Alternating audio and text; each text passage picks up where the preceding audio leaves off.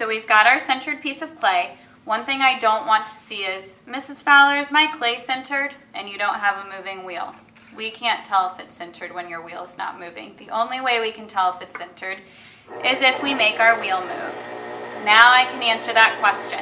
Okay, if we put a hand on each side, my clay is evenly hitting my hand the whole time, and I can tell that it's centered. So now we're ready to start our project. So a couple things as we start actually making our project. We always want to work on the right hand side. So if we pretend like this is a clock, 12 and 6, we always want to work on the right hand side of the wheel. Because the wheel is going away from us, we're less likely to nick the project and ruin it. When the wheel is coming towards us, we're way more likely to catch a finger and ruin our project. So we always want to work on the right hand side of the wheel.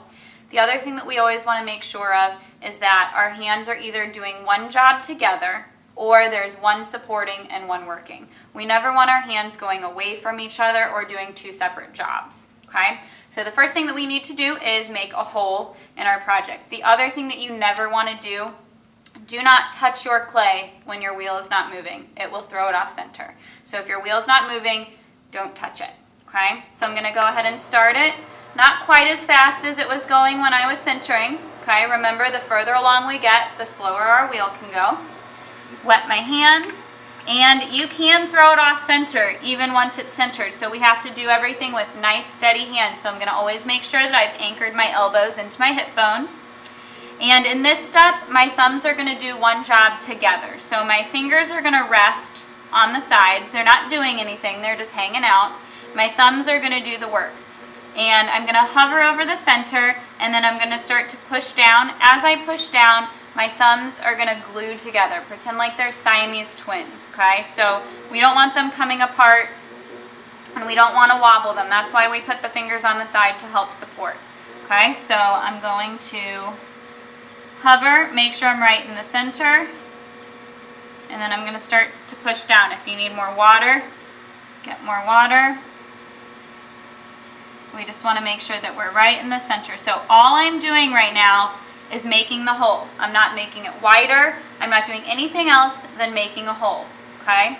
So we can see now there's a hole in there.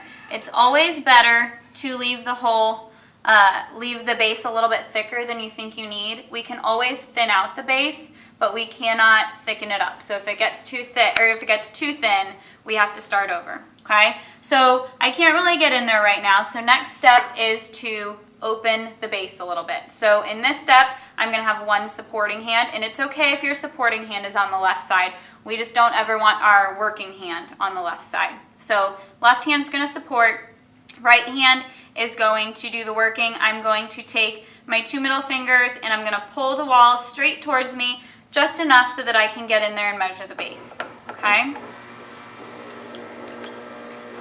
Support, and I'm going to slowly pull towards me.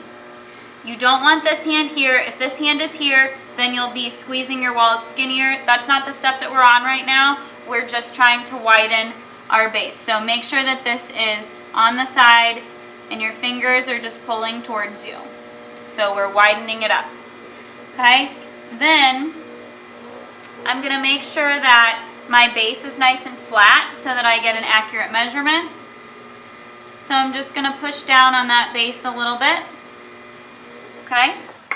So we've got a little bit wider base right now, nice and flat down there. And now we need to measure. Since it's stuck to the bat, it's hard to tell how thick it is. So I'm going to take my needle tool, I'm going to push it all the way down to the bat, and I'm going to put my finger where the clay meets the needle tool, and I'm going to look at it. Now right now that's about 1/2 inch. We know that our magic number is 1/4 inch, so we need to thin it out a little bit, which we want to make sure happens at this step. So what I'm going to do, I'm going to take my middle finger, I'm going to push down in the center a little bit more and pull that clay to the outer wall. So I'm just pushing down and pulling out. Okay, then again I'm going to take my sponge and I'm just going to make sure that I have a nice, flat, even base. And then I'm going to measure one more time. Just do it a little bit at a time so that you don't thin it too much. And now we're at 1/4 inch, so now we're good. And if you just push your finger over that hole a little bit, it'll go away. Okay, now we need to talk about our base width. So our base width we need to pay attention to right now. And if we're making a cereal bowl, so if you look at any of your bowls at home, human bowls, the bottom width tends to be a little bit thinner or skinnier than the top width. We're not worried about the top width right now. We're only worried about the bottom width. So right now, I think this bottom width is pretty good. If you wanted it to be a little bit wider, you could make it a little bit wider. I'm saying that it's pretty good. So now we're ready to move on to pulling up our walls. So we're going to make them skinnier and taller. And right now, it's going to look more like a cylinder. We will shape it at the end. So right now, we're just worried about getting them taller and skinnier. If you let them get too wide as you're doing this, they could flop. So we're going to go for a cylinder and then we'll shape it at the end. So what we're going to do, I'm going to make like a shadow puppet with my left hand. My left hand fingers are going to go on the inside. Make sure that you're right above the base so that you don't dig down into that base that we just got to the right thickness. This thumb is going to go at the bottom. And then this hand, I'm going to kind of lock my thumbs in together. And then these fingers are going to kind of follow my thumb. We're going to squeeze the wall, slowly move up. I'm actually going to pull kind of into the center so that my walls don't get too wide. So I'm going to squeeze, slowly move up. And I'm going to stop before I go past the top. You don't want to pull past the top lip.